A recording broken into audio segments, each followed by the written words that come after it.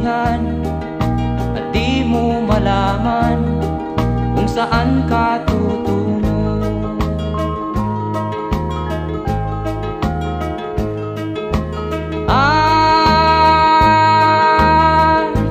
Kung nakamit mo na ang pangarap, di pa rin masiyahan ang nais mo'y madagdagan. Limot mo na ang iyong pinagmulan.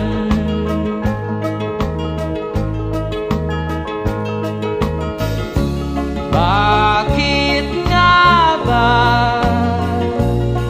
ganito? Ang tao'y walang kasiyahan.